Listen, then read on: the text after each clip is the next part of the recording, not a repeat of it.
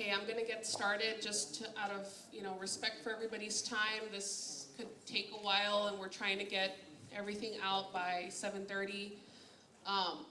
Some of the people that are here in attendance today, have other commitments. There's the National Night Out also, so just want to be respectful of everybody's time, and I know that many of you work, and so, you've had a long day. So, want to address some issues real quick. I just want to start off by saying that I am, Vanessa Perez. For those of you that don't know who I am the council member for District 7, so Mines Road is my area. We have a lot of people here today in the audience that are very concerned about what's happening here on Mines Road and what has been happening here for a long time now. But I wanted to bring all the representatives and all the stakeholders in this area together to address community concerns, and so that you all can know that we are working together to address the issues. Our goal is to make sure that safety is a priority. It's always a priority for us.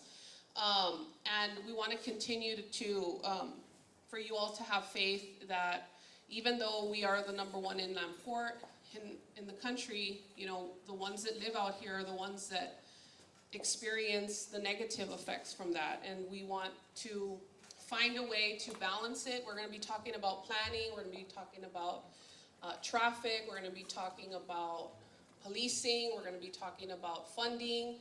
We're going to be talking about future plans and how we're going to alleviate this issue. So I just want to kind of share that I also live out here. When we have good days, sometimes it's good. You leave and you get to the loop or you get to where you need to go, and it's not that bad. But on the bad days, it's bad, and sometimes it's like horrific, right? Like if the system's down in Mexico, or there's an accident, or there's a spill or something, it's like there's no relief route, right? And a lot of people say, well, they say use alternative routes, but there aren't any. So that's what we're going to talk about today. I want to start off by acknowledging our guests. We have U.S. Congressman Cuellar here with us today, from Washington, and he represents the area too.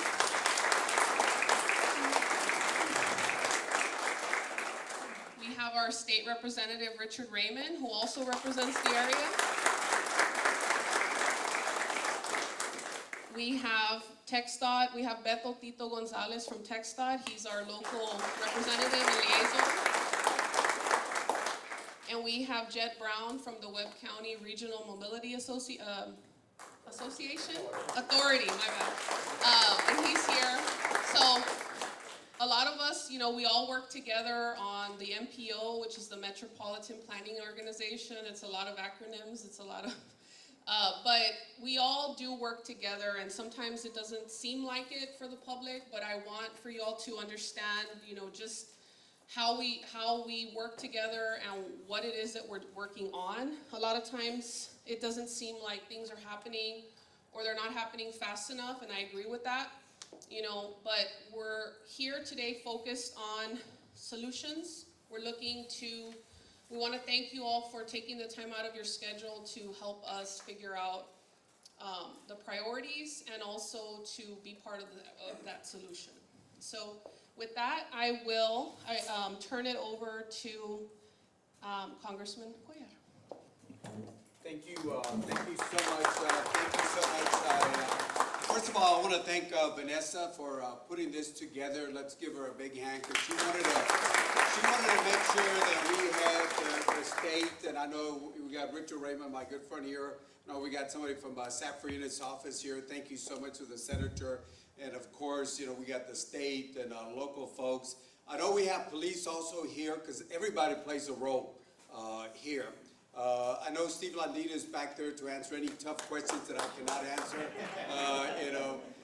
and then we have our friends from CBP. I've asked them to come over because I know there was a question, and I talked to Albert and Mr. Flores, and he said he was going to have somebody. So they're here to answer any questions, because sometimes if something happens on the other side, that has a ripple effect on our side. So I just want to thank our men and women in blue for being here.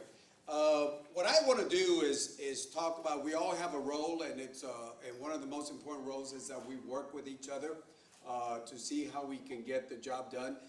But before I get started, let me talk about a couple of issues that I think are important to this area. Tomorrow morning, 9:30, we're going to be doing an announcement for about $2 million. And I want to thank Vanessa and Elma Lopez. I was able to get about $2 million to build the new Gateway Clinic in the Mines Road. As you know, is Ms. Figueroa here also? We are back over there. Elisa, thank you so much. I know, I want to thank you because I learned from both her and from Vanessa that west of 35, there's no clinics at all. So we built we got the $2 million that's going to be built. I think y'all going to be signing a lease pretty soon, and we start construction hopefully soon on the west side of Laredo. And then working with Vanessa, I was able to get $2 million to build a clinic over here. So there'll be, for the first time, Gateway Community Clinic that will have both two clinics over here. So if anybody wants to join us, be able to join us. And again, thank you. And as you know, the Gateway Clinic, they'll do dental, primary care, mental health, and so many things. And either you have money or you don't have money, they're supposed to be taking care of you. With or without insurance, they will be taking care of you under the federal law. So that is one thing. The other thing, I know that there was another town hall meeting dealing with the emissions from a company over here. Just want to let you know that I had a phone call with the head of the EPA that deals with this, and I asked them a series of questions, and I'd be happy to go about 16 very detailed questions. For example, when are they going to pass the new standards? How long does it take? And go over serious things, because again, our air is very, very important. So again, if anybody wants to see the questions that I've asked in very, very, very detail to get EPA to do their job in making sure that we monitor the air. There will be also monies. I know that RISC is looking for some monies. There will be some federal dollars that will be available also to set up some monitors. But what we're doing is doing a couple of things. One, a new standard that will come out, and we got to push them to move this as soon as possible in about 2 months. That will be done. And then there's about a 60-day, maybe a little bit longer period for input, and it goes across the nation. And then from there, they have to implement the law that got passed in 1990. And I emphasized before I even got there, 1990 says that they have up to 3 years to do it, but we're going to push them to do it as fast as possible so they can do that. And I did go over to go see the company, what they're doing.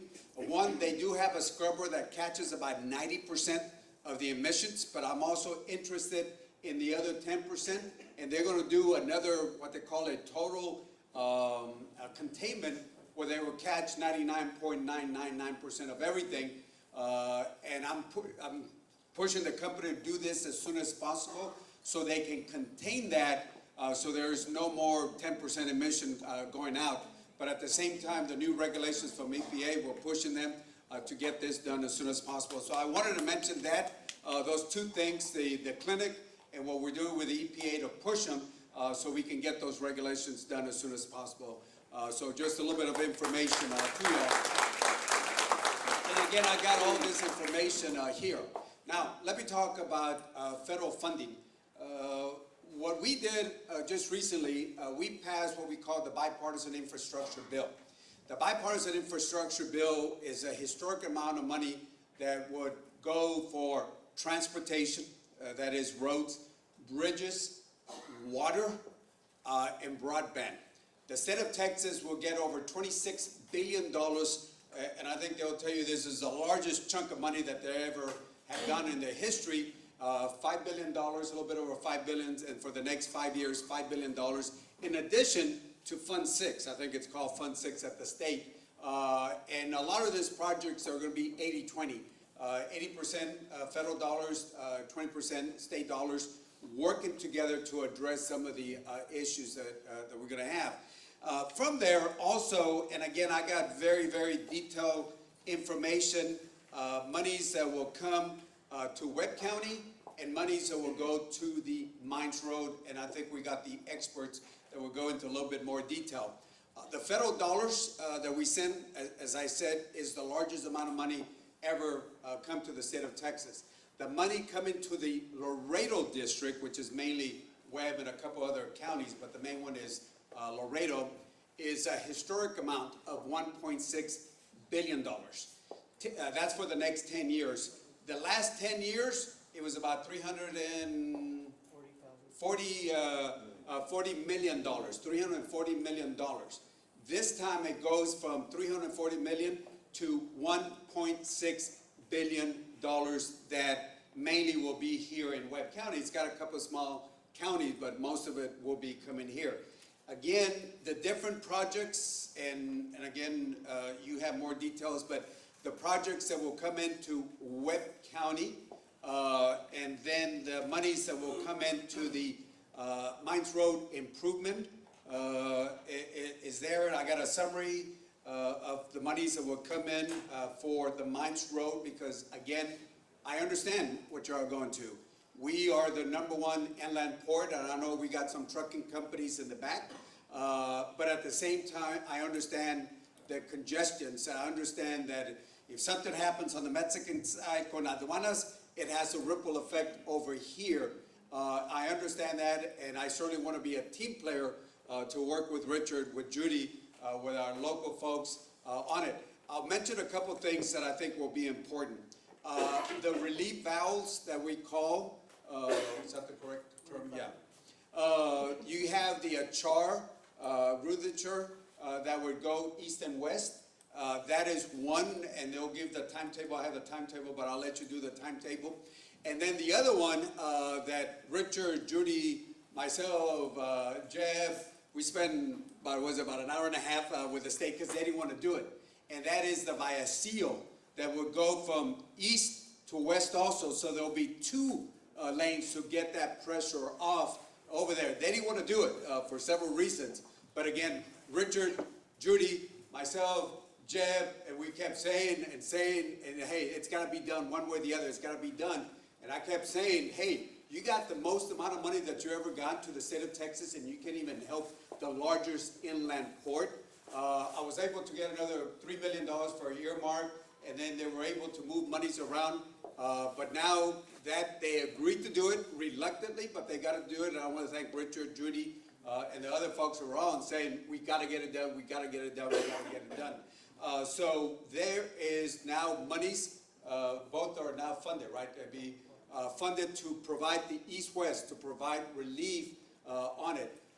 So there's other projects for the Mines Road, and I'll let you cover that. But I wanted to just give you an overall perspective from the federal level that for the next 5 years, the amount of money coming to the state of Texas is the largest amount that they've ever gotten. And working with Richard and Judy, we want to make sure that money continues to come over here.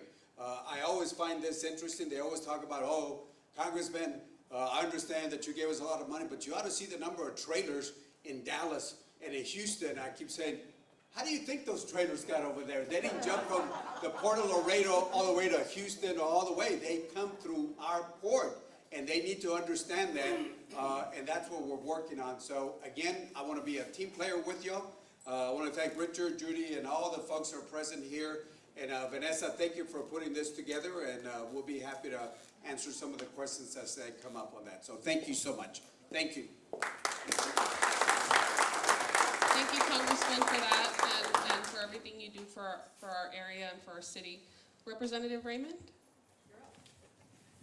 Well, the Congressman covered it all, so I want to thank you all for being here tonight. That's another thing I need. And thank you, Councilwoman, for putting it together and for inviting us. I always enjoyed town hall meetings. You know, when I first got elected, I had 25 towns. I don't know how many you got now, probably more than that. But I had 25 towns, and I had town hall meetings in all of them. And, you learn from what folks are thinking. That's the important part for us that are elected. You know, there's so many things that we work on, but it's a day-to-day, you know, what's going on in the neighborhoods and the communities and what needs to be done to make it better. I have to say, I love this neighborhood. I came, you know, to this community center a couple of times, and when I first moved to Laredo, we lived in La Bota Ranch. That's 27 years ago. That's where we lived. And I loved it out there. I didn't like was Mines Road, right? My kids were little, and after almost a couple of accidents, and then one small accident, then we moved into the inner city, if you will. But it's so beautiful out here. I'd love to move back. You know, it's like the Congressman said, we've got so much going on, and we're blessed in many ways to have the economic growth that we've had, and certainly to be the port that we are. You know, the reason Laredo was founded was because of its location. Read the history. It's because of our location. And all these years later, centuries later, we're still a prime. I like that song. Got me moving now, man. And 2 centuries later, it's still a great place to be, and it's a great location. That's why we have all this trade coming through here. And when the Congressman was talking about the meeting we did in Austin, about trying to get that additional funding for the Vacío Road, you know, we brought up the point that you all will remember some months back now, Governor Abbott stopped all the trucks at the bridge, the World Trade Bridge, and I think in Columbia as well, so that they could check every tire and every light and all that, you know. In any event, for about a week, 7-8 days. And after that, the estimates were that Texas took a hit of about $4.6 billion, economic hit. So we brought that up. I said, do you remember that? And they said, yes, we do. I said, well, you know, we got hit in Laredo, but we didn't lose $4.6 billion in Laredo. The state of Texas lost $4.6 billion. God knows what the rest of the country lost, by the way, in that week. And people understood finally what the words supply chain really means, because it got stopped. And I said, we said, and so we're making the pitch for these relief routes, because this isn't just about Laredo, it's about the whole state and really about the whole country.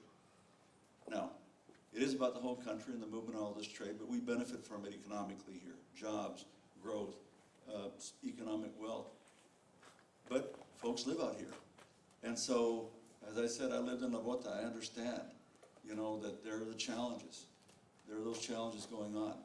We passed a bill also, I passed it was in Austin, to take the toll off of the Camino Columbia. That helped too.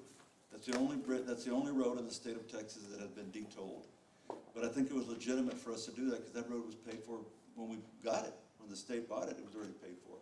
So having removed the toll over there, having passed legislation, and Henry helping us with the money to build the Chata Parkway, and now Vacío, it's going to come up as well. In addition, you know, we passed legislation to make this an overweight corridor, because we know that some of the trucks that cross over from Mexico are heavier than ours. They're not going to get on Interstate 35, but they're going to get on Mines Road. And so it allows us to build stronger roads so that they can last longer. There are a lot of things, and I can talk. The Congressman does a lot. I want to thank him publicly for everything he's done, and if you all haven't followed everything that the Congressman has done for us and what it has meant for Laredo, then you're just not paying attention. And I want to thank him for taking time to be here tonight, because, you know, he's running for re-election. Now, it's not about politics tonight, but he's running for re-election. And, you know, I hope that about 100% of you will vote for him. But the point is, he's going to do very well in Laredo. There are other cities he's got to go campaign in more. But this city matters to him. That's why he's here today, and that's why we're all here tonight. And look forward to the presentations that Tito's going to make, Jed's going to make. Great guys over here. They spend so much time helping our community in transportation. We appreciate them. They're Laredoans. I mean, Jed, you don't have to marry somebody to come down here, but he's been here a long time. Our little boys played together, you know, t-ball together. That's how long we've known each other.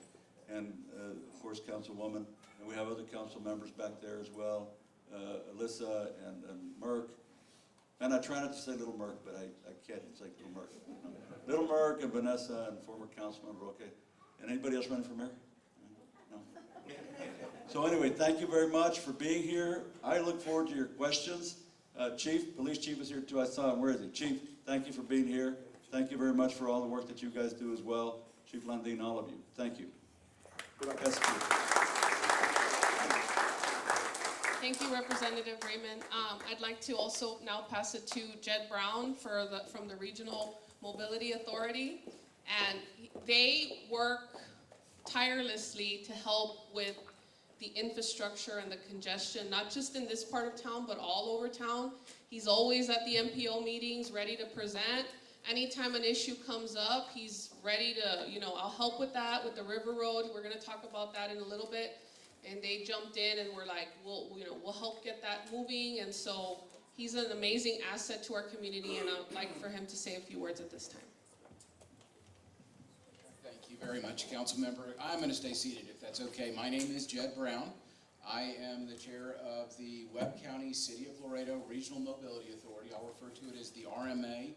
From this point going forward, we have another RMA member in the back who actually represents the Mines Road, Arturo Dominguez. He is one of the officers of the RMA, so I'm glad that Arturo made it. Many of you may not know about us. We were created in 2014 to become one of about a dozen RMAs in the state of Texas. We don't have a big budget, but we like to leverage our budget in partnership with the city, with TxDot, with the county, with the drainage districts. Right now we have 8 active projects in the community. 3 of them are here on the Mines Road. We've taken a real interest in the Mines Road because of all the congestion we see. Oftentimes we are asked to partner in projects. Specifically, the city approaches us often to get us involved, and we're happy to get involved with the limited funds we have, but we are doing some studies out here right now, specifically the River Road corridor study. That's active and ongoing. I'm sure there may be some questions about that later. At Killam Industrial Boulevard, we have a partnership with the city of Laredo, where we're a small piece of the project, that the Mines Road widening, but they're specifically at the intersection. We, along with the city, have put the money in to help with turn lanes there, 2 turn lanes. We're grateful that TxDOT's doing the work there, and I know it's not a panacea, it's not a cure-all what we're doing there, but it's going to help. It's going to make a difference. A lot more is obviously needed. The big project that both the members on the right have spoken about is Vallecillo. Vallecillo was the very first one we took on in 2015 that the RMA identified as being a project of need. I believe the MPO, this was long before I was appointed, but the RMA was asked to be the sponsor of that project. We worked really hard over the years to get it up and going, and with the help of the Congressman, with the Representative, with the Senator, City of Laredo, we finally got the project funded through, I guess it was the second to last MPO meeting, where the MPO agreed to put in $16.5 million. The RMA has about $5.4 million. The Killam family has about $5.8 million. The city has $5 million. The Congressman brought $3 million of an earmark in. So we raised approximately $36 million to get that road built. That, to this community, to me, is a really big deal, to have both the Achar-Ruthinger project and the Vallecillo project connect the Mines Road to 35.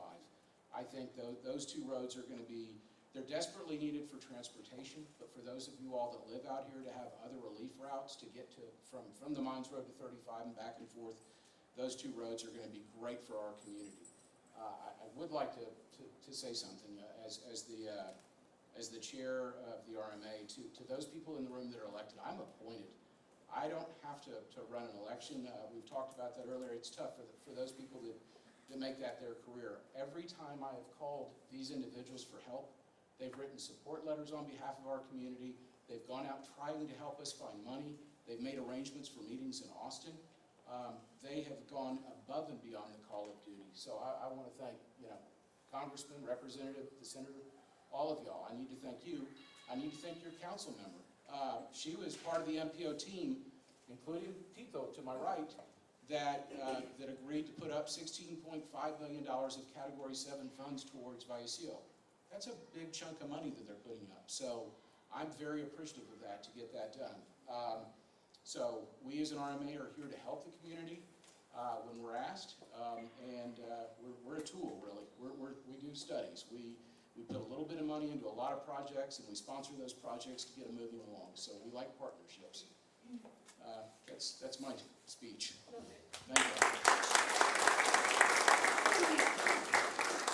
And TxDot, for those of you that don't know, Mines Road is managed by TxDot. We all work together.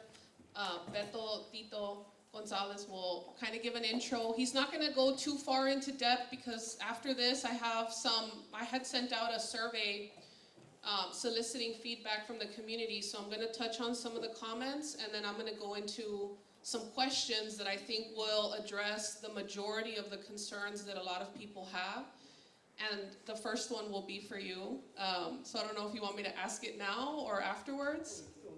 We can go into it? Okay. Let me get to that first question when I turn the mic over to him so he can address it. The number one suggestion is to open a lane for passenger vehicles only on Mines Road, or alternatively to restrict commercial trucks to one lane. Is this an option? So thank you, Vanessa. I'm going to do a quick intro if that's okay, and then I promise I'll answer your question.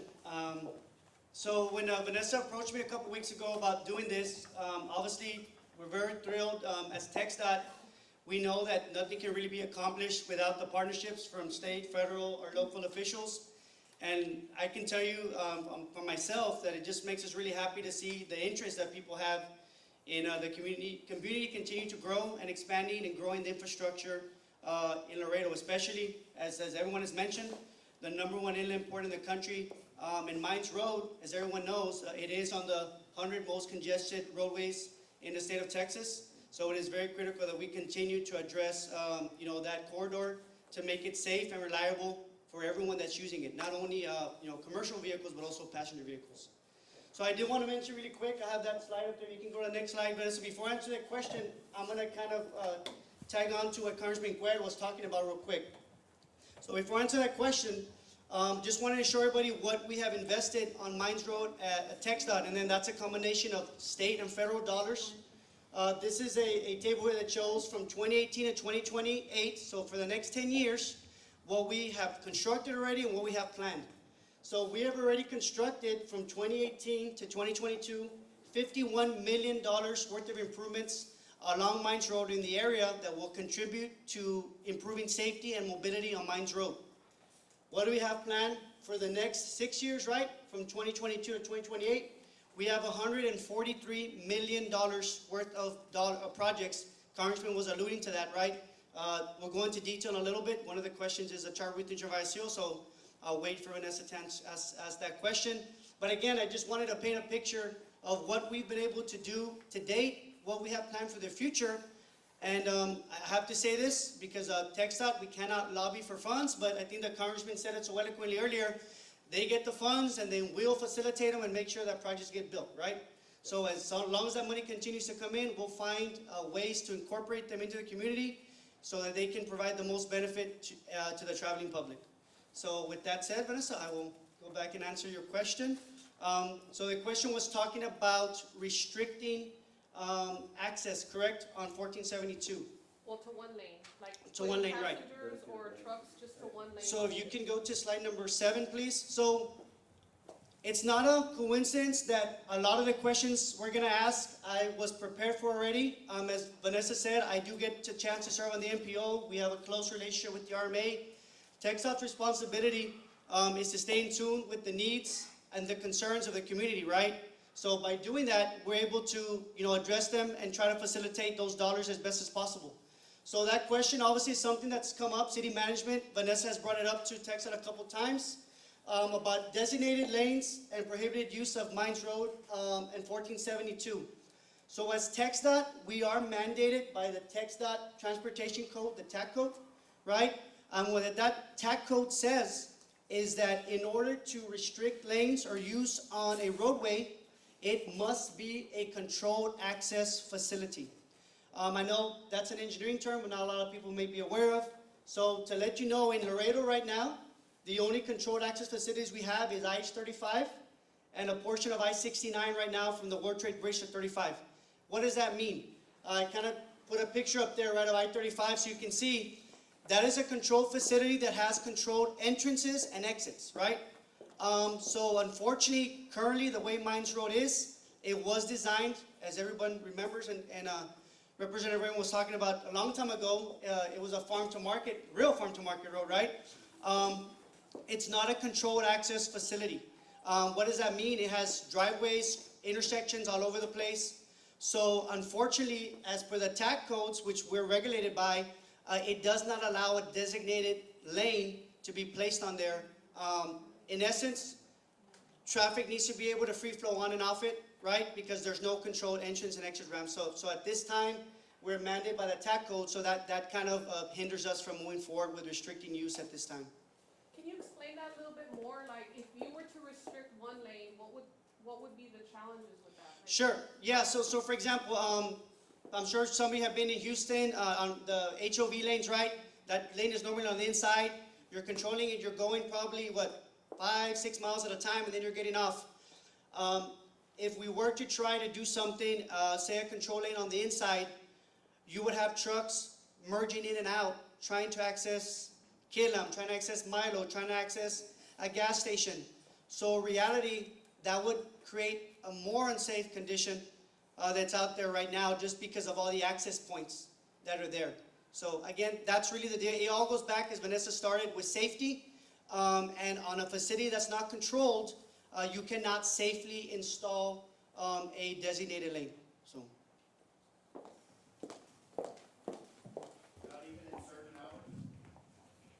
not even on certain hours? Yeah, so currently, again, the TAC code does not have any guidance and allow for restricted hours of use. I would imagine at that point it would become, again, an enforcement issue of how that would even start. So at this time, there's no guidance in the TAC to allow even restricted hours of use. Do you need legislation for that? We got the man right. He's asking if you need legislation to be able to change that. Representative Raymond? Well, of course, I'm sitting here thinking the same thing. If it's a change in the code, that the transportation code will tell us what that needs to be, but practically speaking, it needs to work. So even if you have permission, it's got to work. And so, you talk about having a dedicated lane just for, non-commercial traffic, right? And I wonder how that would actually work.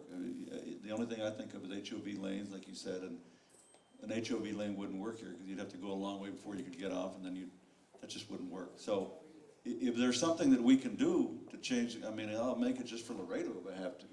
We can pass it. We can pass a bill just for Laredo. More importantly, you have to tell us, you and the RMA, all you guys, you got to tell us what does that law need to look like to actually have a measurable impact on the folks, a positive impact on the folks that live here. So you got to tell us. Exception for school buses. She's asking about an exception for school buses. Again, I would say the councilwoman, right? TxDot, y'all figure out what you need. If there needs to be a change in state law, I'm pretty sure we can get it done. Particularly if I make it, as the congressman knows, we make it a local bill just for this section of 1472. Maybe not even all of it, just the part that's in Webb County. So we can do that. It's just you've got to tell us what that needs to look like so that you can, and what are you going to do that actually works, right?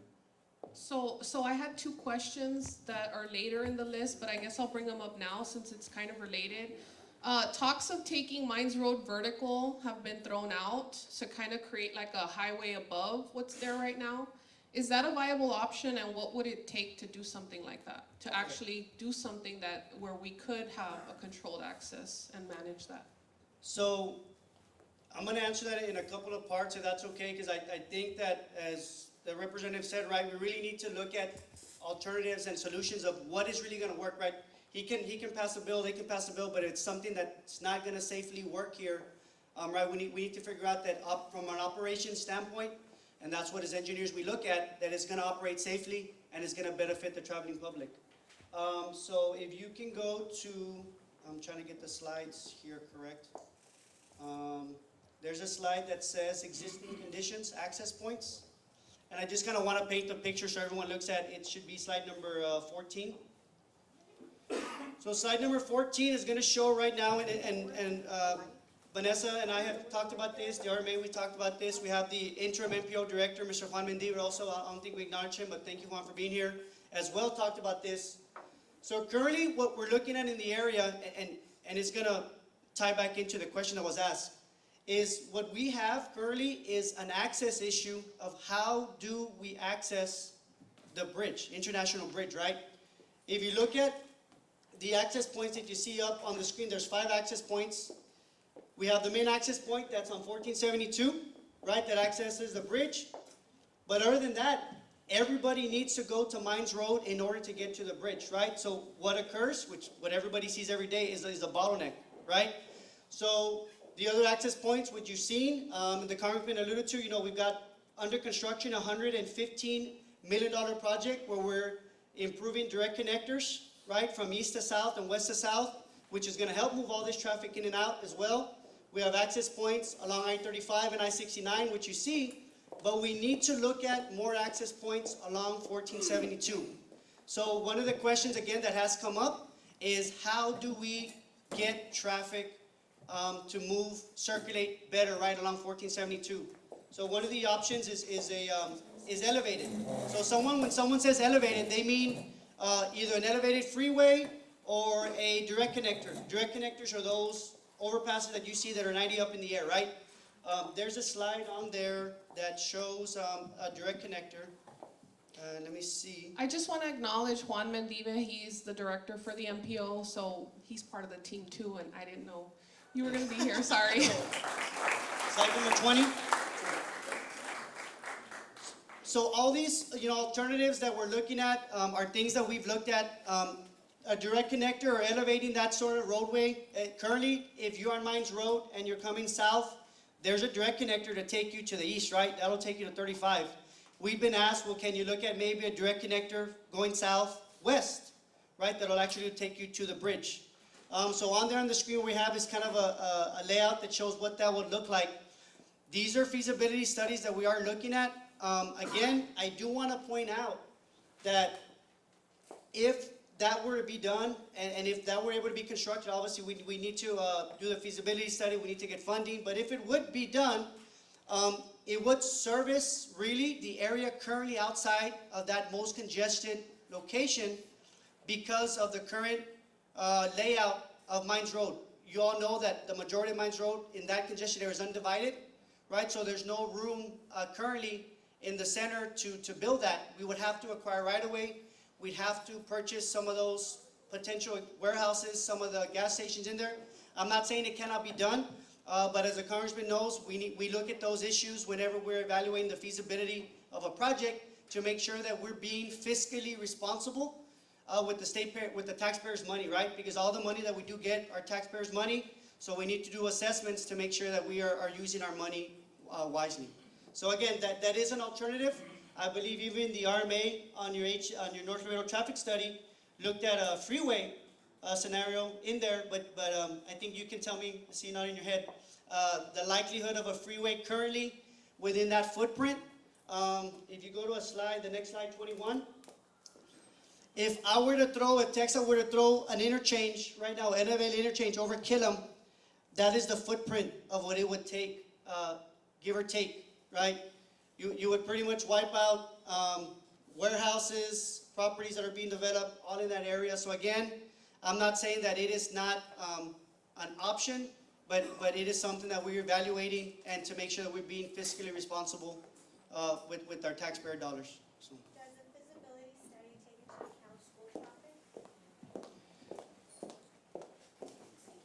Does the feasibility study take into account school traffic, such as Moeller Elementary? Yeah, so everything that we do, the feasibility studies and even all the projects that we design, all of the projects that we're looking at, and I want to make this clear because that's a good question. When we design our projects, we get the current daily traffic volumes, and then we do projections for 20 and 30 years out. So the roads that we're building, we're not funding them and building them for now. We're building them to last 20, 30 years. I'm going to say unfortunately or fortunately in Laredo's case, the Congressman and State Rep will tell you, that Laredo grows a lot faster than most of the models throughout the rest of the state. So it is sometimes a challenge keeping up with that, with those numbers and projections, but we try to predict that growth. So we do take that into account, not only local traffic from schools, but also in this area, the heavy commercial traffic, because commercial traffic acts differently, right, and drives differently than residential traffic. And that is a unique challenge that obviously we have here in Laredo. So we do take that into account. What was last year, what was created? Excuse me? What was the last year a feasibility study was created? So we are constantly doing feasibility studies. The RMA just finished theirs last year. We have the Texas Transportation Institute working on another feasibility study as we speak that's looking at what the whole 1472 corridor from I-69 all the way to SH 255 is going to look like as we're planning for these future roads. So we are constantly doing feasibility studies because we know that it is, we're continuing to grow and we have to continue to plan for the future. I have a question for you.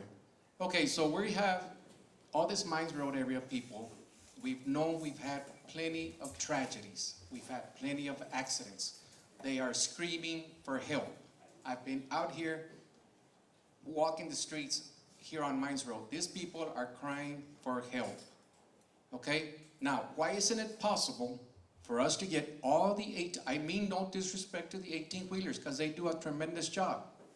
And we respect each and every one of them. But why isn't it possible for us to take all the 18-wheelers out of the Mines Road?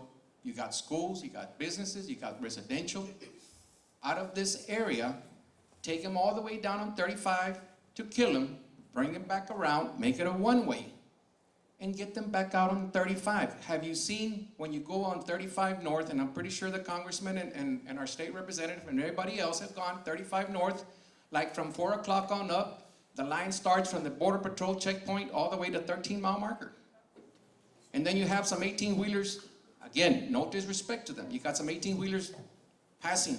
They're throwing, actually, they're 18-wheelers on top of you. Why can't we put them, and I say and I repeat it with all respect, why can't we get them out of the Mines Road area, leave these people alone where they can be at peace? We've had spills, we have tragedies. What are we waiting for? For a school bus to get hit? What are we waiting for? Somebody to get run down? What are you doing? What is TxDot doing to get this problem resolved? That's why these people are here. They're not here just to see and hear. We're getting plenty of money, and Congressman, we're proud of you. And thank you for bringing all that money. But TxDot, we need to do something and figure out something today, because that's why these people are here. In talking with Vanessa, I think we had talked about, a lot of these questions were maybe going to be directed at TxDot, but maybe we're going to require a response or coordination from the city as well. So I will, let you know, and Vanessa, you can decide how you want to handle this, right? A lot of the traffic that is being handled on 1472 is handled in such a manner because of the way the area is laid out and planned, right? TxDot does not approve plats. TxDot does not approve developments outside of our right-of-way. We will try to mitigate as much as possible we can to make sure that we have safe corridors. But I don't know, Vanessa, that's something maybe you want to handle or address of how we can together, try to improve that. So. Yeah, so one of the issues, and I know there's two questions and I'll get to them right now, but I guess the short answer to that is if you can't really take them off of Mines Road because that's where all their warehouses are, that's where the businesses are, that's where the M1s are, and they're gonna have to get on there to do business, which is kind of the way that this area was laid out. Unfortunately, over the years past, as you all may know, when you own a piece of property, you have a zoning that's either designated agriculture, or it gets changed to a business, or it gets changed to a residential, or it gets changed to an M1 or an M2. And there's all these zonings that we have, and that goes through a process. It starts with a zone change, which could come to city council, which council would have to approve, or if you already have the proper zoning, you go through a plat approval process, which goes to our Planning and Zoning Commission. And so these are policies that are in place, that are all at play here, and TxDot really has no input or say in, and none of the actual representatives up here actually have any say in that. That's more of a city council deal. And we've had issues in the past, and I don't know if you guys are following, but I've fought against some of this stuff too, because, you know, if you have a piece of property and your vision is to have a residential area, then you bring that forward and, you know, you ask for the zoning and you ask for the plating to make your property vision come true, which throws a wrench into the plan, because you see a lot of commercial out here and then you see some residential and you wonder, how did this, you know, happen? You see a school, Muller Elementary was built after the warehouses. The warehouses were already there, and those of you who have children there, you know that there's only a chain link fence separating, which to me, that's a violation of our zoning, because there should be a fence that where you don't see the warehouses. And so you have to kind of look at who the representatives are that make these decisions. It's not the people here, it's the people at the city. So we have things that have happened in the past that are not helpful, but that's why it's so important for people to stay up to date with what is being proposed, to say, hey, this is not a good idea.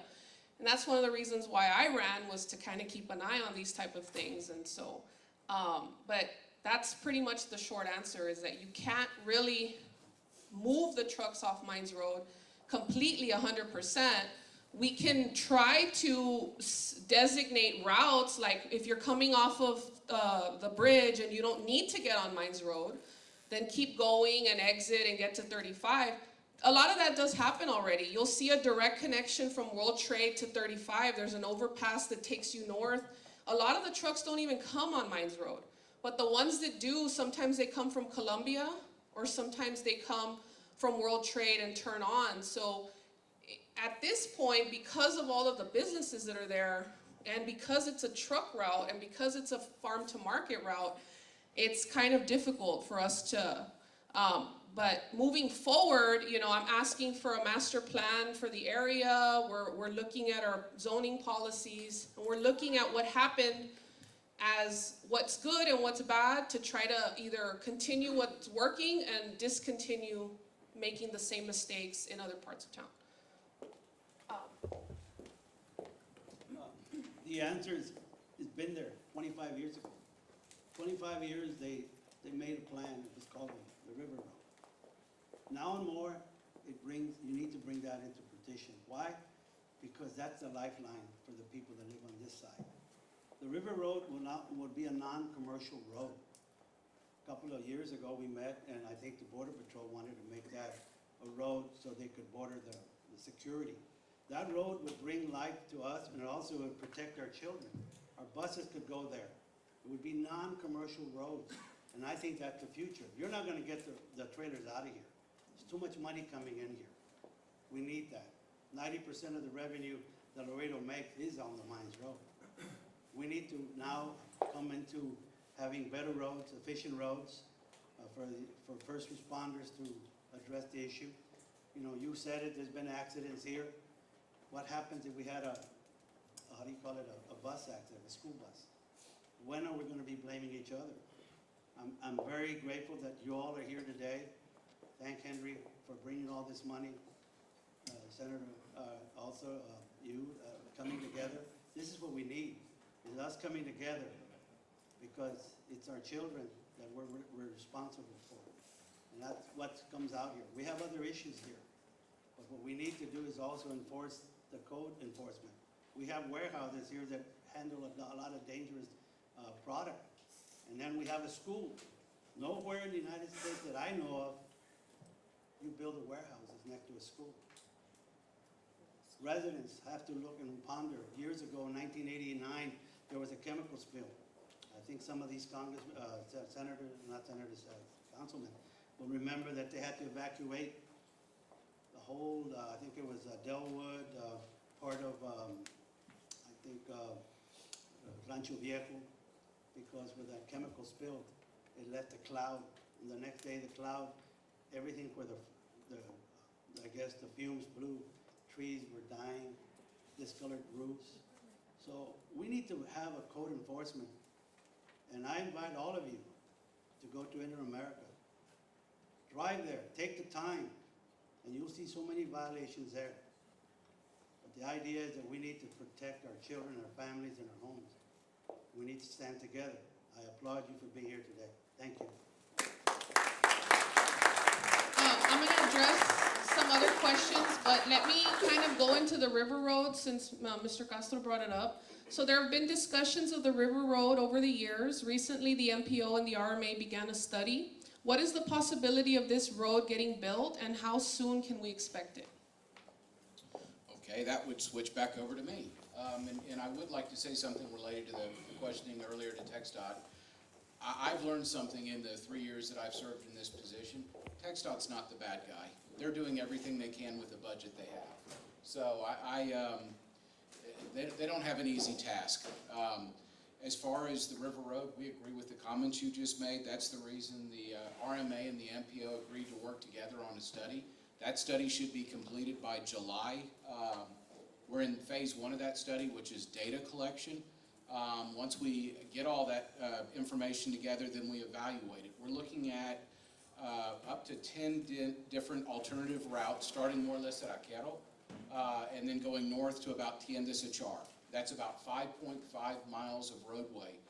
The last estimate that I saw on that for a 4-lane roadway, 2 lanes in both directions, with the center median back in 2019 was about $60 million. There's a theme that you'll see that comes out all this, and it's money. Talking back to the elevated section of what could happen on the Mines Road, if we had infinite money, we could address all these problems so much more quickly. That's something I've learned in my 3 years as chair, is that you have to do everything you can to fight and kick and scream for money. I will say this, Congressman, I'm the one up here that can lobby for money. What I heard Tito say, TxDOT can't, but we do like to ask for money. Yeah. So we're able to do that, but I think TxDOT's vision for the River Road is that it's a local road. They want to see the city of Laredo get it built. Right now, what we're doing is the study as far as the data collection. We have to go in and look at all the significant drainages. We have to look at environmental concerns. We have to look at archaeological concerns. We have to meet with the landowners that own the property. We have to meet with the city planning department to look at their master plans. What's that? Good luck. We're doing the best we can. There's going to be a series of stakeholder meetings that start next month or towards the end of this month. Wasn't there a study done 25 years ago? That predated me, and the answer is yes. But when we agreed to do this with the MPO, we agreed to split it 50-50. Commissioner Galo made a point, and it was a good point. He was kind of sick of studies to do studies about studies.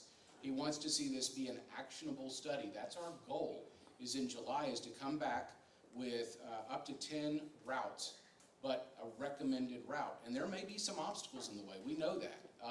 It's our job to come up with a route that makes the most sense, to take it and recommend it to the MPO, to Juan's office, the members, everybody that serves there, except for the 2 TxDOT officials, are elected officials. They evaluate that data, and they're responsible to their constituents. I'm appointed. I have a little bit different situation, but I'm accountable to everybody in the room. I'm part of this community too. I've lived here the majority of my life. I married a local girl, as was pointed out earlier. We raised our son here. This is my home. I want to see good things happen. I worked out on the Mines Road for about 15 years. It's amazing to me what I see now versus what I saw when I left here 15 years ago. I know what y'all endure. When I come out here to visit, there are certain times of the day I don't want to drive out here. I get it. But to the study, we hope we can come up with some really good recommendations that the city will take action on. Then we have to figure out how we raise the money. That's it. I think there's a lot of willing landowners that will donate their property. That's a big deal. There may be a few that may not want to donate that, and we all understand that. And that's when that's when certain things have to happen. There's eminent domain and condemnation if it comes up. That's not a position even though we have that power, that's not a tool I would choose to use. That's a tool that But really. as a last resort, you might have. Well, it really falls back on the city. They're a much bigger entity than the RMA. But we want to come up with a study that makes sense, recommend a route that makes sense. That is, as it was pointed out earlier, that's pedestrian traffic and school buses. No commercial traffic, no tractor trailer should ever be on that road. Then it becomes an enforcement issue. We have the chief of police here and other members. I know that there will be, if that road is built, or when that road is built, I know there will be motorcycle police officers on that road a bunch. Jed, do you have a picture of what that looks like for the people in the audience I that don't know may if we not have be the ability to familiar put with up. it? Jessica, do you have the, it may take us a second. And I have a question here. And it's really that when you do a corridor study, something I've learned in this process is we couldn't just show one line in the middle of the map because it doesn't meet the test of what's required for federal funds. We're looking at all the way from the river to the Mines Road, from Aquero to about 1.5 miles north of Tiendas. So it's just a big area. We have to really study the different things I mentioned earlier as far as drainages. I don't know which slide, it's slide 14. That really just shows the bigger area. Unfortunately, we don't have an alignment known yet because we're collecting the data. Have a personal opinion of more or less where it would start at Aquero and where it would end up is somewhere around Tiendas, but the data has to point to that. North of Green Ranch, right? So it would kind of be like. Yes. Well, it should come out somewhere more, I wouldn't personally, but again, it all falls back on the study. I don't necessarily think it should line up exactly with the Char Ruthinger because the traffic that's coming off of that is more heavy commercial and industrial. I could personally see it more at Tiendas, but we're gonna let the experts evaluate that data and come up with their recommendations. It'll be, July, I think it'll be here before we know it.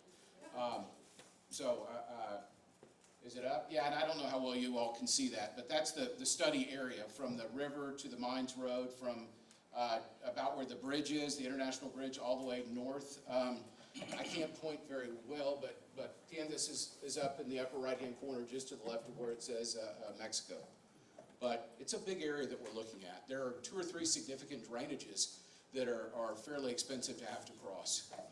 That's part of the consideration. And then it's looking at which landowners have master plans that are in the planning department already that have identified this road going through their property.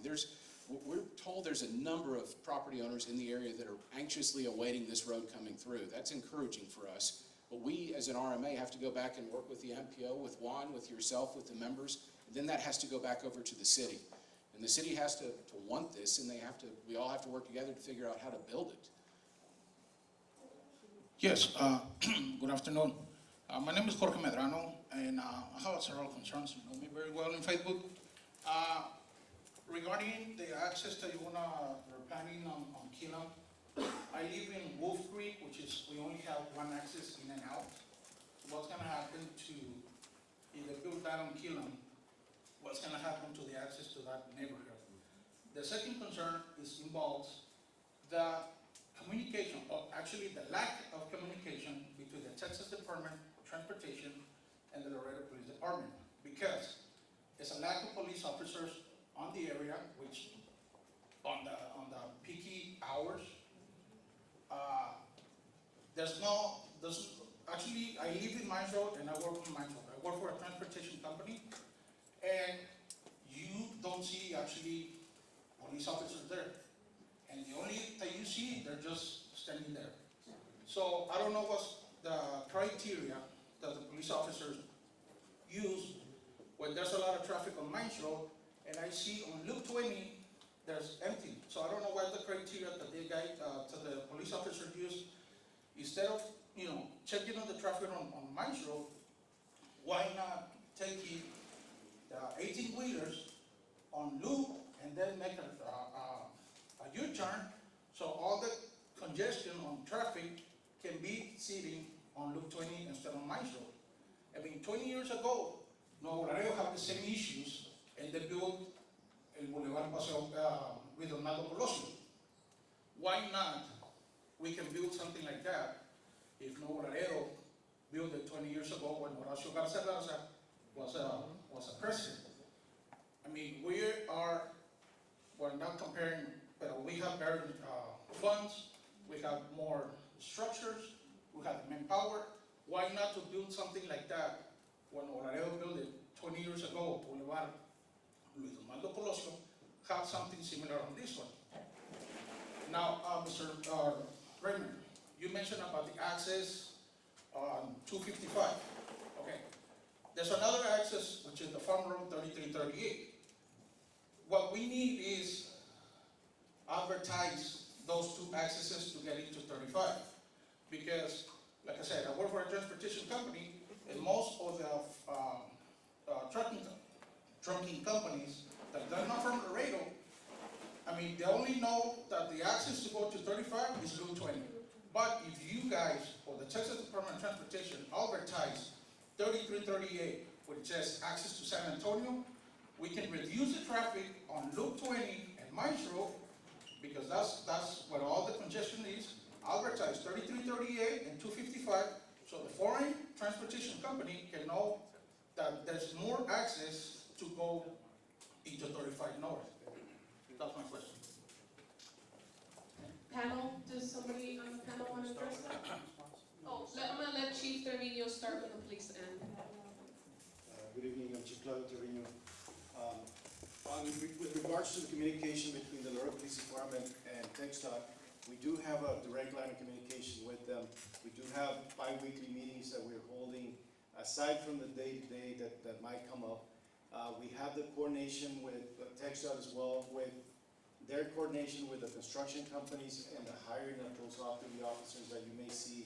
And their response is the construction crews, the construction that is going on. So they have that task to provide security for those construction workers. Then we also have the officers that are out there patrolling, responding to calls, responding to everyday calls for service, that are tasked to handle the traffic congestion and the traffic concerns within that area. So with the efforts from Councilmember here and Vanessa, Perez, and as well as management, we have been identifying ways to better work and have more officers out there in the streets. And recently, actually before that conversation happened, we had the conversation with the construction going on, and we identified the need to have additional officers during peak hours to be able to better the flow of traffic, address the issue with the blocked intersections, and perhaps also work the traffic signals, coordinating with TxDot to work those traffic signals and have a better way to move the traffic. So we're already working with that. Logistically, to clear one intersection, you have to look up the road to the traffic that is being created, so to speak, upstream. So we're working with the different officers, communicating via radio to be able to open up, for example, one traffic signal up by La Bota, then Cuellar, that allows for the traffic to be relieved over here on Wolf Creek.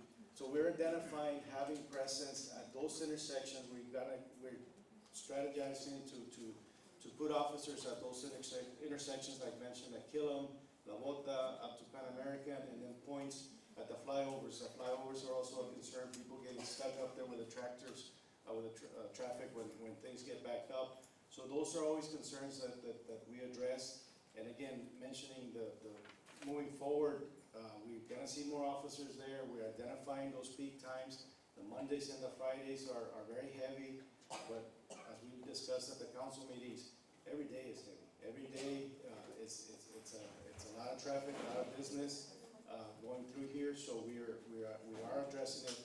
And believe me, we have that open line of communication with TxDot. Anything goes on, any construction changes or scheduling changes that happen, we are communicating. We'll have that officer and those people present at those locations. Are there any courses for traffic control that people can go to learn something? We have them, and we do what we do. Again, it's the volume that we're dealing with. The volume, what the challenge that the officers have is that if, let's just say last Friday when everything was at a standstill, there's really nothing the officers can do to move that traffic. So, the blocking of the intersections is an issue, but at that point, the trucks are not moving, and it creates a dangerous situation. But I guess that's where we're looking at alternative expanding, adding turning lanes, and adding these alternative routes to kind of help this area that right now we just don't have any of that right now. Hopefully you're not in an ambulance. Thanks to all our guests up here. Every one of you guys is doing an outstanding job, let me tell you that. Especially TxDot. I think TxDot is probably light years away from the city of Laredo on planning. That's well appreciated. things, I represent about 20 different businesses in the Inter-American Business Park. And Mines Road is a bad, bad problem. TxDOT is taking measures to help that. What we want to look at here is this has been in the making for quite a few years.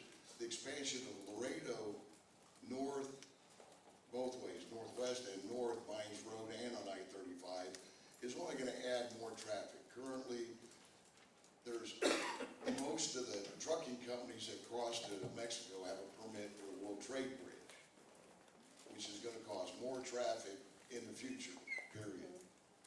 The feasibility or the look we ought to probably think about is the additional commercial bridge between El Pico and Columbia be put in. Because when mile marker 13 grows, Bob Mueller's developing a lot of property out on Mines Road.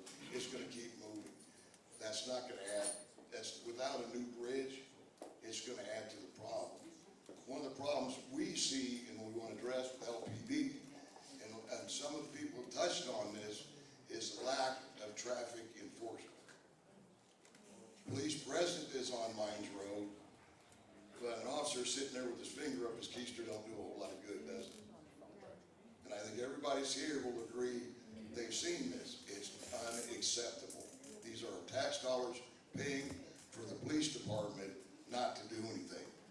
It might be entertained, and one of the suggestions that came up, because one of the problems with the traffic backing up, Mexican computer systems go down.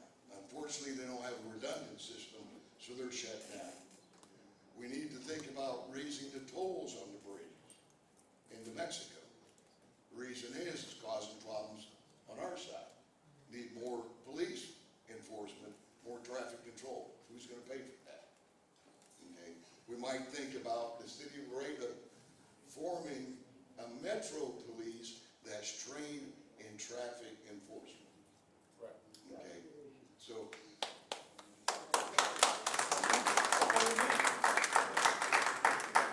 Congressman Cuellar, can you address the issue of the concern of the bridge? Because I know we're working on Bridge 4-5, but what about another bridge on Mines Road? What do you think of that? Well, I mean, that again is a local decision. My job is to find the money, but it's a local decision. But let me go back to what happens when the system falls apart on the other side. I know we got a couple of folks from CBP.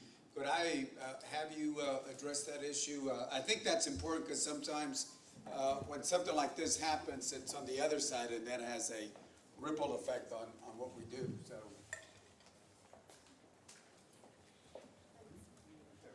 And I want to thank our men and women in blue also, along with any Border Patrol agents that we have also. So, thank you. Good afternoon. I'm Jerry Medina. I'm a chief here at World Trade. And when the Mexican systems go down, it really does create a whole bunch of problems for everybody. The backup is incredible all the way up Loop 20. Unfortunately, we don't have any control of the Mexican systems. All we can do is we coordinate with the city. Police shows up and they start diverting traffic. One of the issues that traffic cannot be diverted, let's divert traffic to Colombia. The pedimentos or the paperwork that is filed by the carriers are port specific. So they have to go through the port that they were originally filed. If not, they're going to get fined by the Mexican side, probably a substantial amount. So for that reason, it's not so simple that we can just say, hey, let's divert them, let's send them out to Colombia. It's not that easy. Because I don't know if you all know, but World Trade goes into one state in Mexico and then Colombia goes into another state, and they have different policies and rules, and you have to designate a certain port, and they can't just turn around and go through the other bridge because they gotta, they would have to fix their paperwork or go back and stuff like that. There was a comment here, I don't know, did we address the question? I know you had the concern of the police, Chief Trevino. I know that they do have the officers there. I know that there's concerns that they're sitting in their vehicle or things like that, but at some point, whether they're in the vehicle or not, there's not much that they can do to move traffic that's at a standstill. So I know I've seen that, but you had a comment? Can I, before you don't mind, let me just add. What what we can control on our side, as you know, I sit on the vice chair, and hopefully next year I'll be the chairman of Homeland Security, which is the funding for Border Patrol, money for CBP, and there are some things that I've added this year to add more CBP officers. I also added money for support staff, so they can do more of the work, technology also. So at least on our side, we're trying to do everything besides monies for Border Patrol also. But for trade purposes, there is money for technology, there is money for more CBP officers and support staff, so we can move it. But when something happens on the other side, it's a little difficult. It might be beyond our control. But at least on the U.S. side, we are putting funds to make sure that we have the right technology and personnel. And here we're talking about the men and women in blue itself also. The other thing is, I know this has outside the Mines Road, but I haven't announced this yet, but on the Charlie checkpoint over there, if it was a port of entry, it would be the 4th largest port of entry. There's so many trucks that go there. It was set up to handle about 4,000 vehicles. It's now handling about 15,000 vehicles. Half of them are 18-wheelers. And as you know, the long lines, and you saw what happened. Border Patrol has no choice, but when it backs up, like somebody mentioned, into the highway, they start waving them through. And what happened with the 53 migrants that died, they waved them through because they had no choice. But I finally got the administration. They don't like checkpoints, and I've been asking for them to make the request. They finally made the request, so I'm hoping to get $15 million to do the design for that Charlie checkpoint to do. Border Patrol needs to do what y'all do, kind of like the way you handle the ports of entry. So you'll have technology, and the number of lanes there will be you won't even recognize what's there.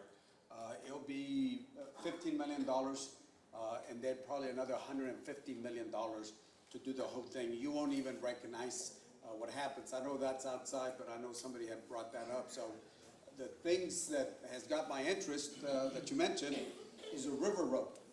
And again, we'll wait. And if I can help with funding, I know this might be more of a city thing. But Border Patrol also, we put some money for Border Patrol for the river road because whatever they can do to control, we can do that. So I'm looking at that possibility.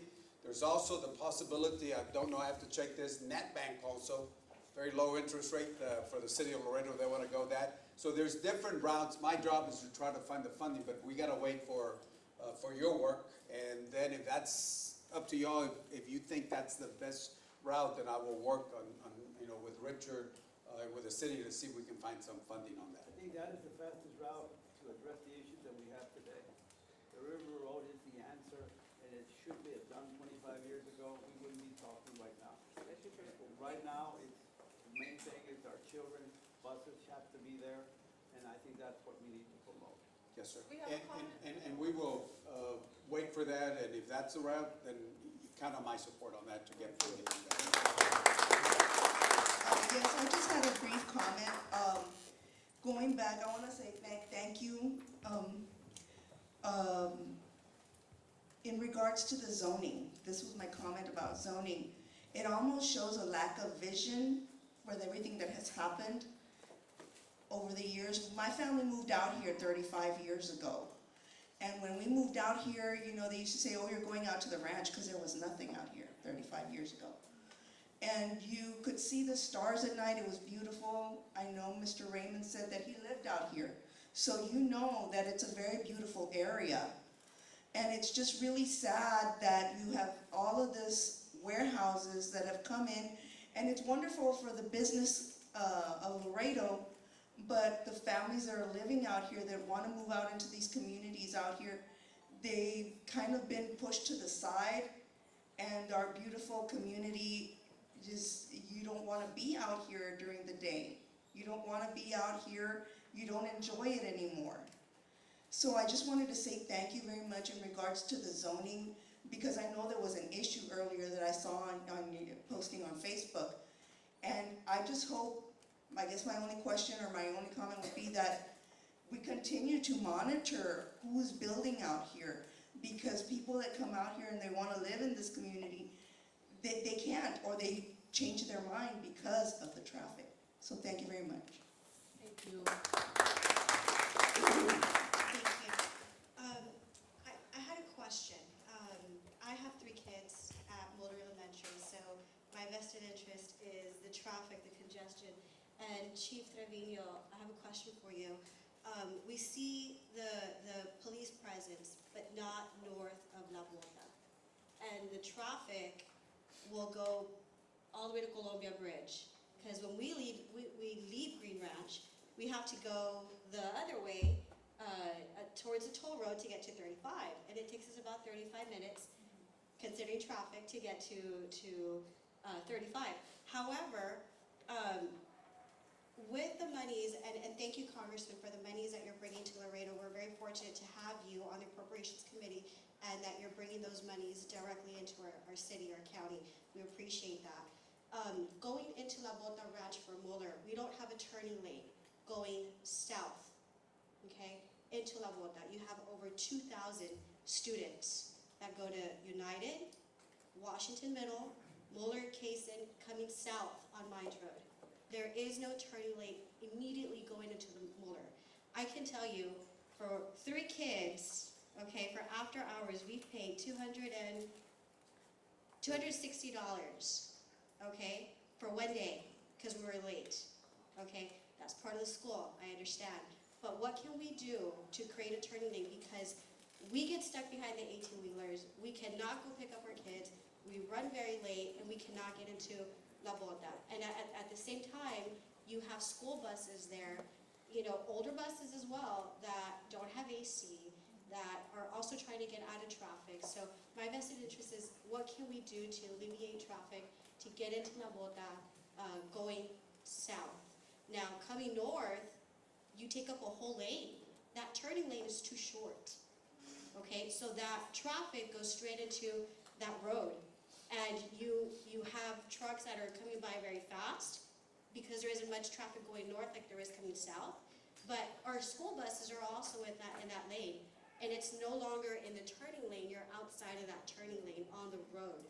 And that lane can back up pretty far to get into the school traffic. So question for Chief Trevino, and what can we do for that? Because it's critical. Last Friday, it took me about 2 hours and a half to drive half a mile. And I was very fortunate that the school's gonna work with us to not charge us $260 a day. And that was, I know TxDot can answer that, but I think there's somebody here from the school district, because one of the things, or one of the questions I had was, if the school district can do anything to work with parents like that who are stuck in traffic and they cannot get there because Mueller Elementary only has one way in, and also you can't get to the middle school or you can't get to United High School. But we also learned at the MPO that area is having traffic on its own around United High School. So a lot of our students are stuck in traffic for extended hours of time, and it's not fair for their quality of life. And so I don't know if there's somebody from the school district I had requested. Okay, can you address that real quick?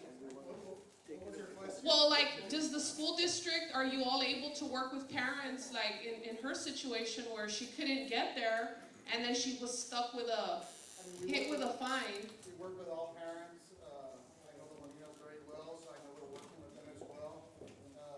When it comes to traffic, you know, we're all pretty much in that same situation. I mean, unfortunately, our buses serving all our elementary schools, west side of 35, Washington Middle School, we're encountering that problem left and right, and it's just an issue trying to get in and out with the traffic in Mines Road. We're doing the best we can. I know getting to the high school, you know, high school gets out at about 4:15. We won't make it there till 5 o'clock. So it's just an issue that we're having, an issue with the lack of manpower. But, you know, we do what we can to help out all parents, trying to get them home as safe as possible. Thank you for working with us last Friday. You all waived the fees. We appreciate it. Thank you. Well, so I guess my question Real is, quick on those fees that Not from the transportation side of it, I mean, because I'm with transportation, so. The after-school daycares charge a fee, I guess, if you're late. Is there something that UISD can look at policy-wise? Transportation department, when it comes to the after-school daycare, that's something. Oh, it's $10 a minute per child that you're late? Is it, okay, well, okay, I think we need to work on that issue with the UISD, because that's way too expensive. TxDot's gonna address the question. Yes. On the turning lane, so TxDot, can you address that? Yes. Beto? So I wanted to, and again, we're gonna come back full circle, right? Because I don't want people to leave here thinking that there are no improvements on the way and there's nothing that's gonna be done. The Congressman alluded to earlier, so I'm gonna circle back real quick. This is Charter-Ruthinger Parkway, right? $53 million of Category 7 funds that the MPO, the city, everyone, TxDot agreed upon. This is gonna provide true relief to that area. That project lets already in August of this next year. That is an 8-mile section that's gonna connect you, someone mentioned FM 3338. It's gonna connect just south of FM 3338, and it's gonna connect up on 35 near mile marker 15. If you go to mile marker 15, TxDOT's investing another $120 million at that area to improve Unitech and to build a brand new overpass at a Charter-Ruthinger. That is gonna, it sounds like, well, how is 35 gonna help Mines Road? It is, because they're all interconnected, right? I see someone shaking it. Everything's interconnected in that area, especially between those two big industrial parks. So next slide. Well, hold on. Go ahead, sir. Just to clarify, this is the Vallecillo Road, which Right, is I'm not touching Mines them. Road to 35, and this is the Charter-Ruthinger, which is just north of Green Ranch. Correct, yes, right. So I'm talking about the blue one on the top. That's an 8.2-mile section right now.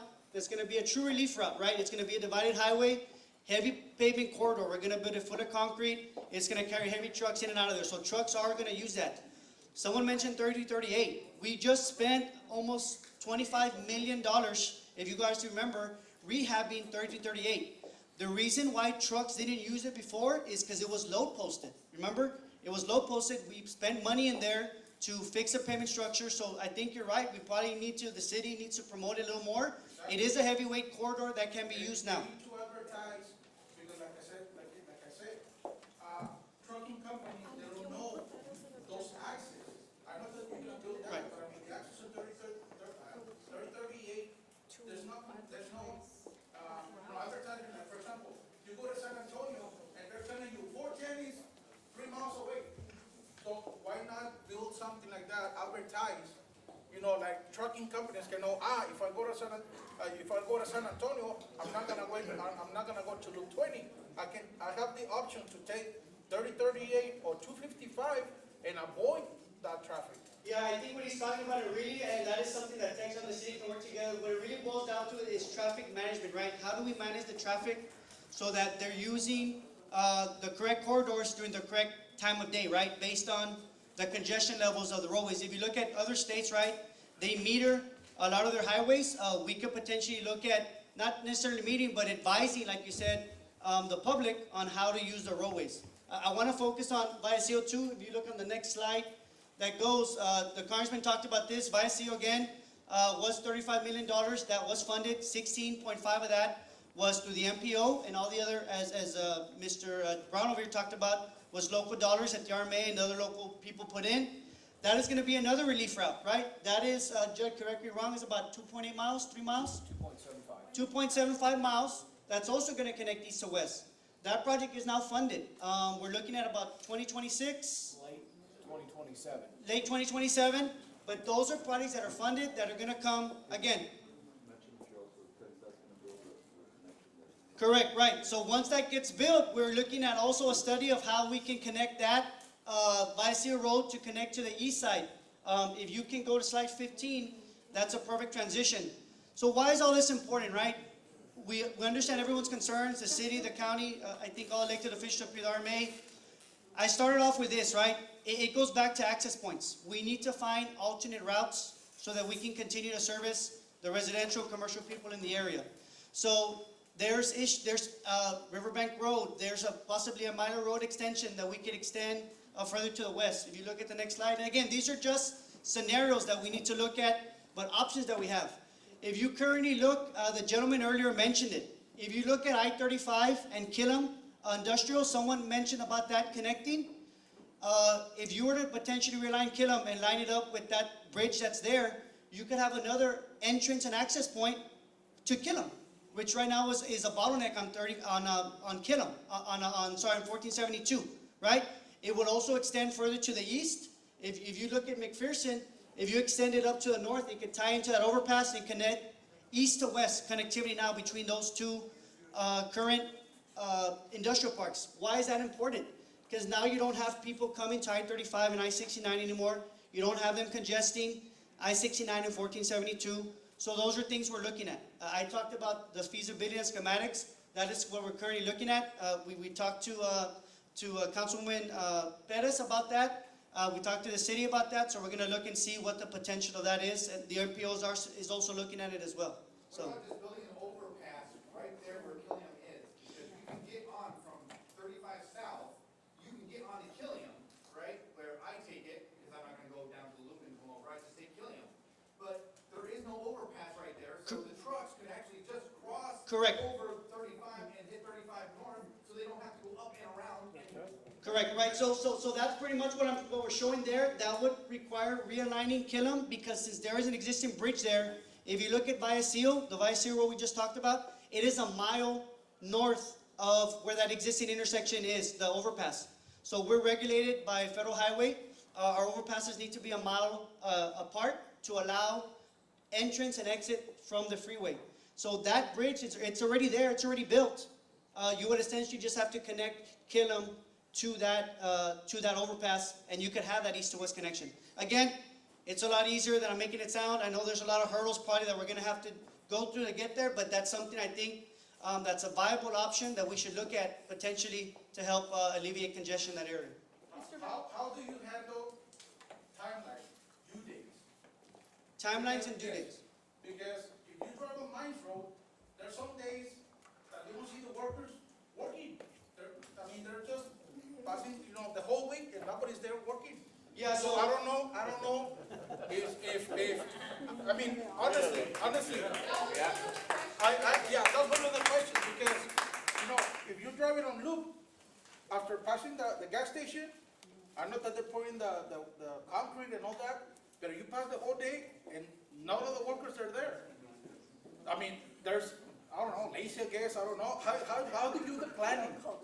How do you do the planning? So there's no one, or Mr. Raymond, you don't go like to the TxDot and say, hey, hurry up, Teddy, porque time is coming.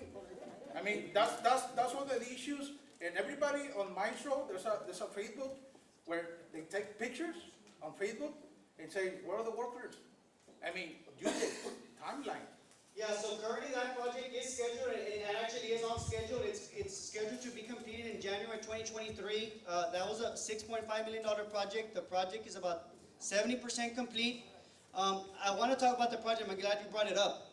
That project may seem like a small project, and I know it's creating some inconveniences currently out there, but once it's completed, that right turn lane is basically going to be a free right turn from Fasken all the way up to Killam, and it's greatly going to help that north movement in that area. Now, you talk about, obviously, the constructability issues that are out there. Again, TxDot, the workers out there, we are not, I guess I'm going to use the word immune to the supply chain issues that are currently occurring out there, the workforce issues that are occurring out there. Unfortunately, you are seeing those out there in the field right now at the moment. If you notice, we've taken every precaution of making sure to open up lanes as much as possible. So right now, if you see out there, there's construction going out there, but there's no lanes closed, right? All the lanes are open. So we've been very careful to program and prioritize the work. Everyone recalls about a month ago, we closed Milo intersection, right? If you notice, TxDot spent $2 million extra. We did a change order with our own money, state dollars, of $2 million to build that intersection. We built it, Vanessa, in 6 days. There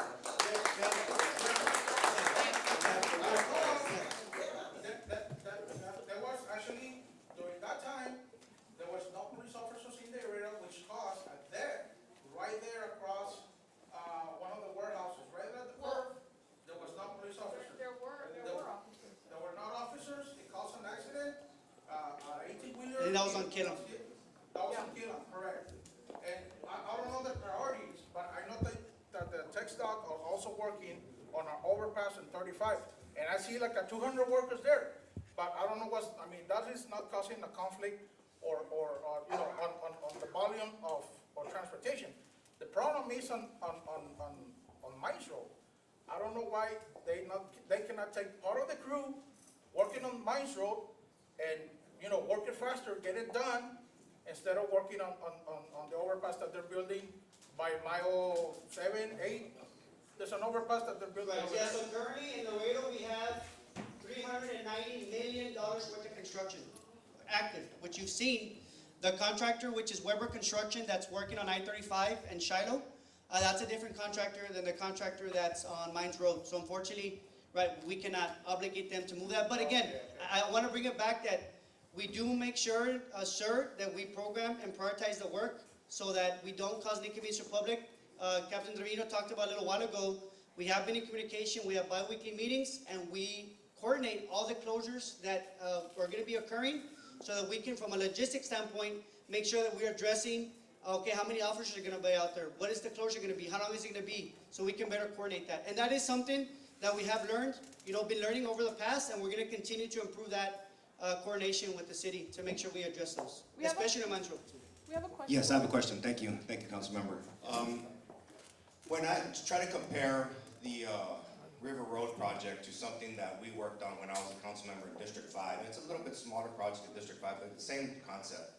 We extended Bartlett from Jackman to McPherson. We opened up about 300 acres of undeveloped land, and obviously alleviated a lot of traffic in McPherson. Total about $9 million project, and we went 50-50 with the landowner. They donated the land, they put in $4.5 million. The last price tag I heard was $60 million for River Road.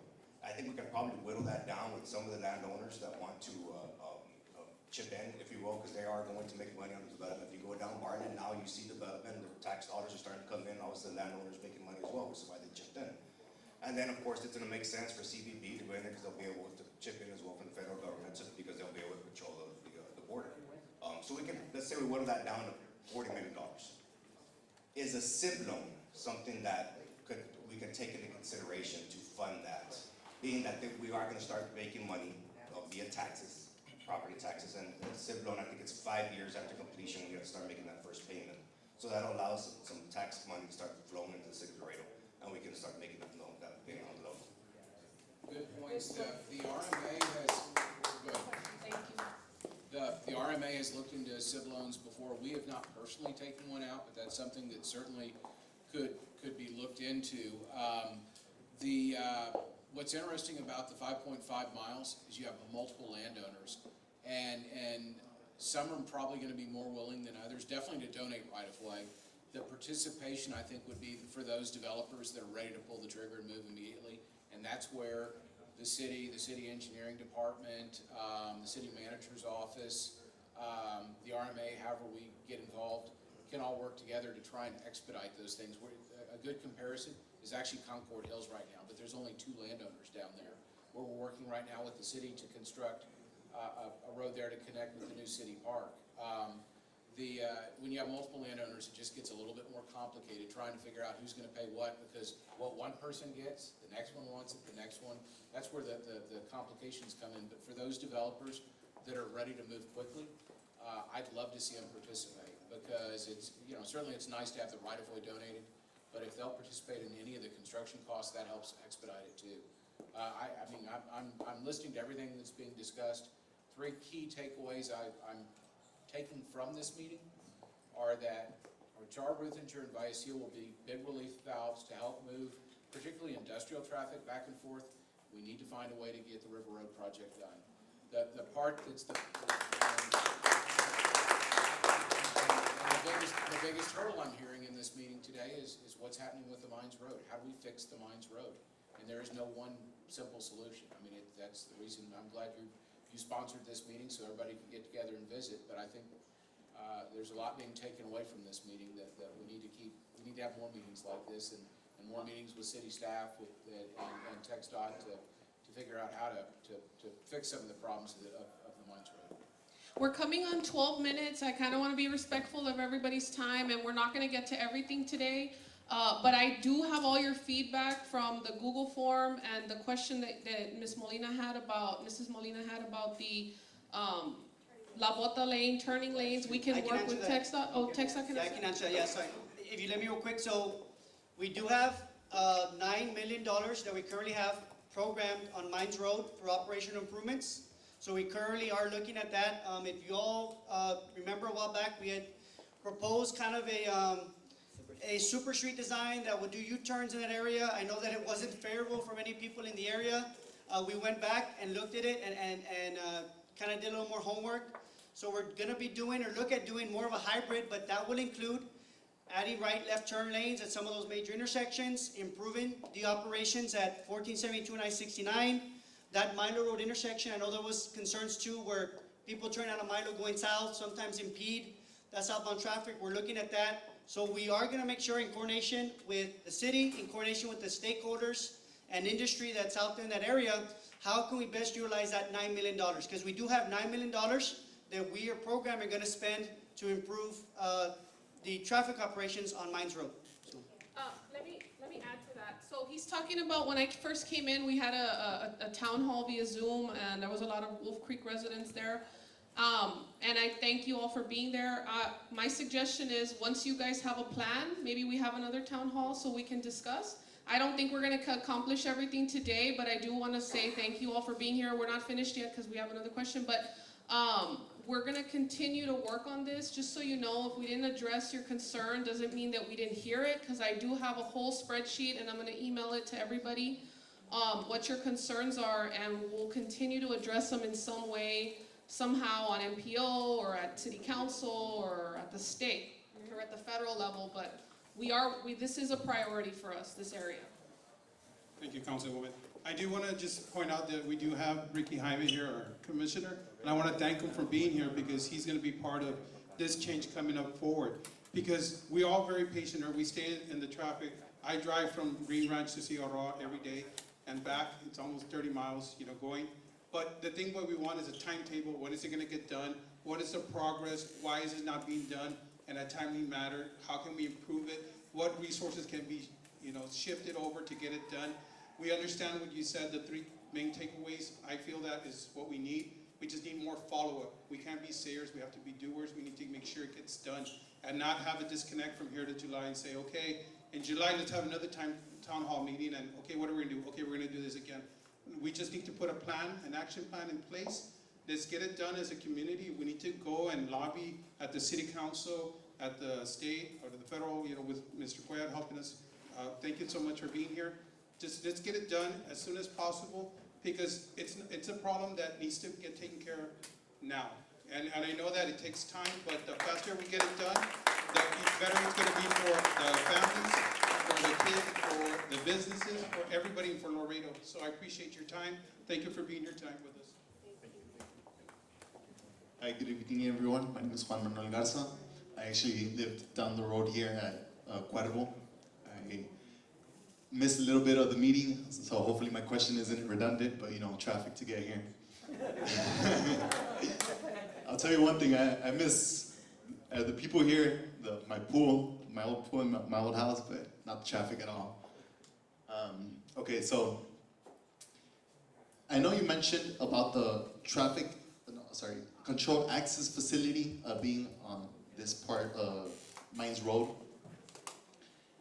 What I wanted to know if it's in the table realistically, and how the process it will take is to expand on having from 3 lanes to 4 lanes and designating the 2 outer lanes to be for commercial use only, other than like if it's needed to move lanes otherwise.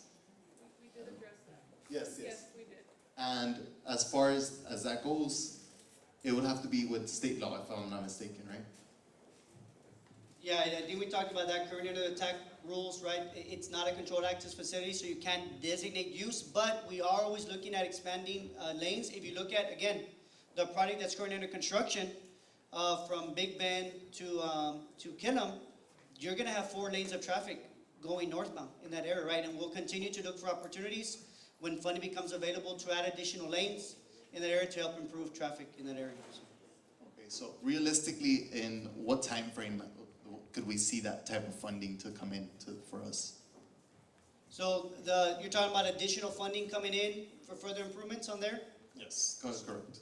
All around, you know, like expansion into, like you said, the 4 lanes. Yeah, so again, we're again, the Congressman and State Rep know, we deal with a lot of different pots of money, right? Sometimes we use our own district discretionary funds, category 1s for maintenance.